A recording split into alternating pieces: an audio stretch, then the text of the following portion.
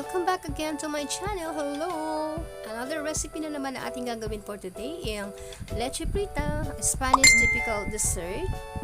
Ayan, kung di pa po kayo nakasubscribe sa channel ko, please don't forget to subscribe para ma-notify kayo lagi pag ako may ina-upload ng video. Ayan, lechefrita ang ating gagawin for today. So keep on watching. Ito po yung ating mga kakailanganin para sa ating gagawing lechefrita. Ayan ang ating mga ingredients. So let's get started.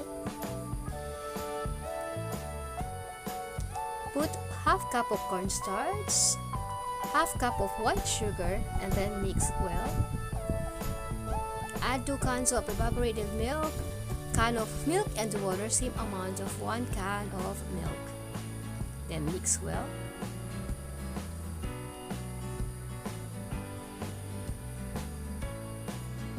Cook the mixtures until thickens.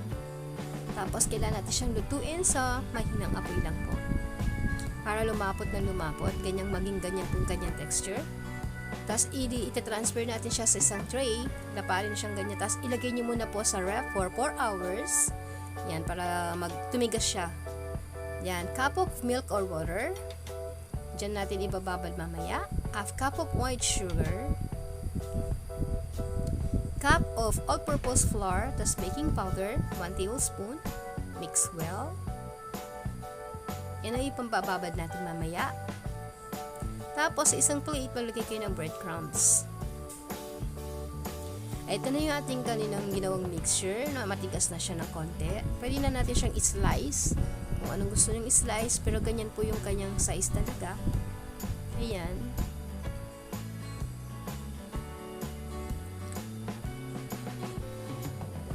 Ayan, i-coat lang natin doon sa chilled milk na ginawa natin kanina.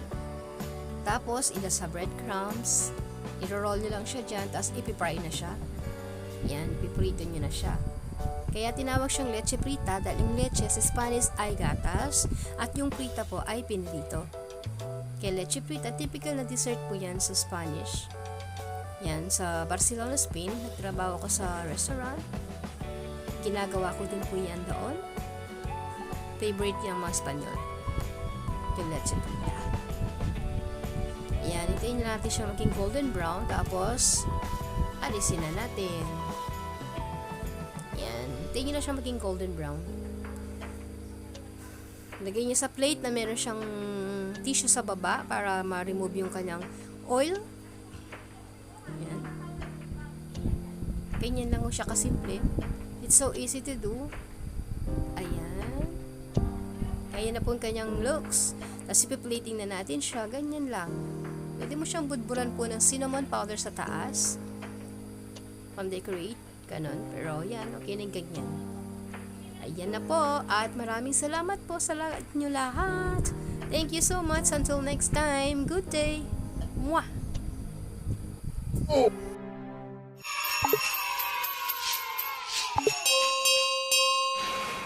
ho, ho, ho, ho.